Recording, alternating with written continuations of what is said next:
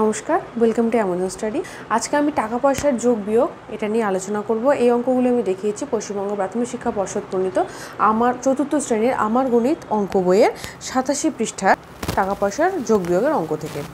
তো প্রথমেই চলে যাচ্ছি অঙ্কে। তার আগে একটা কথা বলে নিই যে আমরা সবাই জানি যে 1 টাকা সমান সমান 100 পয়সা। এই জিনিসটা মাথায় রেখে আমাদের যোগ আর বিয়োগ অঙ্কগুলো খুব ভালো করে কেয়ারফুলি করতে হবে। চলে যাচ্ছি প্রথম অঙ্কে। এখানে বলেছে যে একটা মেলার কথা, যেখানে রীতা 5 টাকার বাদাম ভাজা, 20 টাকা 50 পয়সার কাঁচের চুড়ি, 21 টাকা 50 পয়সার জিলিপি কিনেছে। তাহলে রীতা মোট কত টাকা খরচ করেছে? 1 নম্বর দিয়ে শুরু করলাম। রীতা মেলায় মোট খরচ করেছে সমান সমান 5 টাকার বাদাম ভাজা কিনেছে, এই 5 টাকার বাদাম ভাজা, 20 টাকা 50 পয়সার কাঁচের চুড়ি, 20 টাকা 50 পয়সা এর কাঁচের চুড়ি, আর 21 টাকা 50 পয়সার জিলিপি কিনেছে। 21 টাকা 50 পয়সা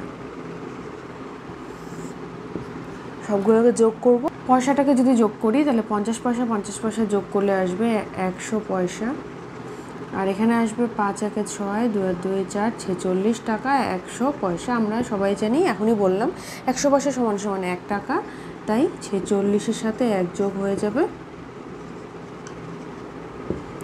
47 টাকা।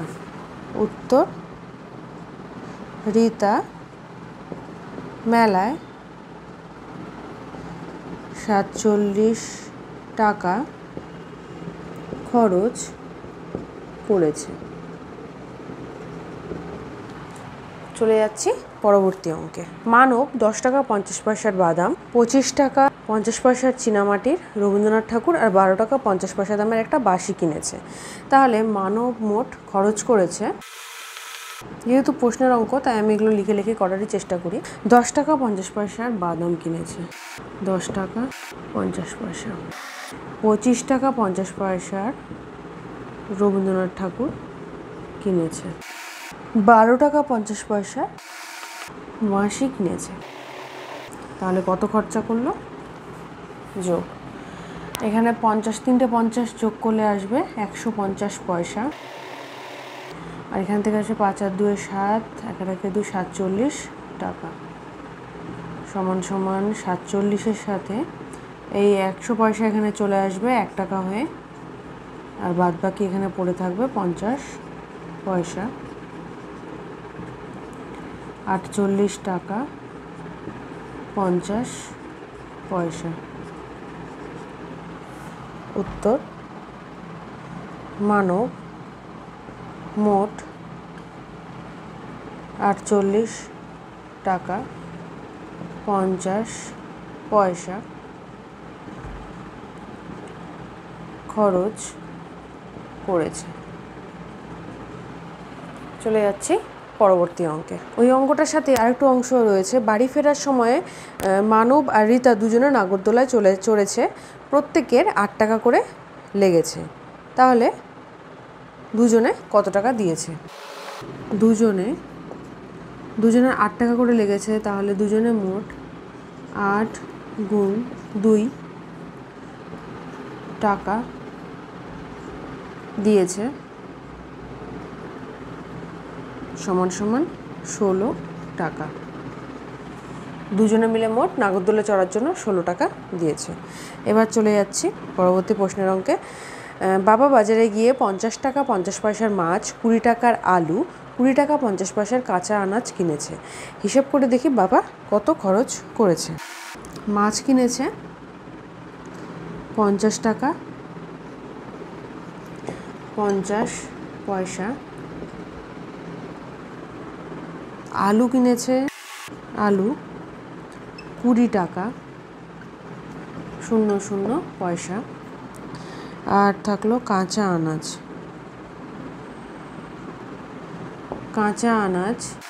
20 টাকা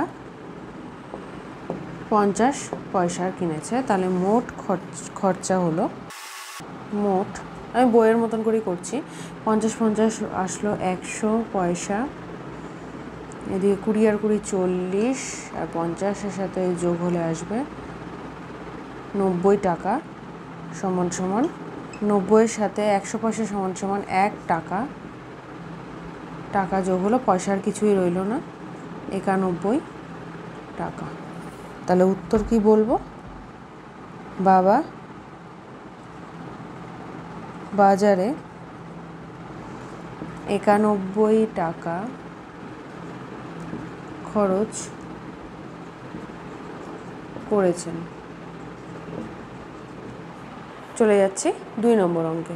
2 নম্বর অঙ্ক, আমার কাছে 80 টাকা 50 পয়সা আছে। আমি 3 টাকা 50 পয়সার একটা পেন্সিল আর 12 টাকার খাতা কিনেছি। তাহলে আমি মোট খরচ করেছি সমান সমান 80 টাকা 50 পয়সা রয়েছে, 3 টাকা 50 পয়সার খাতা আর 12 টাকার 3 টাকা 50 পয়সার পেন্সিল আর 12 টাকার খাতা। তাহলে প্রথমে বেশি টাকাটাই লিখলাম, 12 টাকা 00 পয়সা আর 3 টাকা 50 পয়সার পেন্সিল কিনলাম। তাহলে আমি খরচা করলাম কত? 15 টাকা 50 পয়সা। আর আমার কাছে রয়েছে 80 টাকা 50 পয়সা।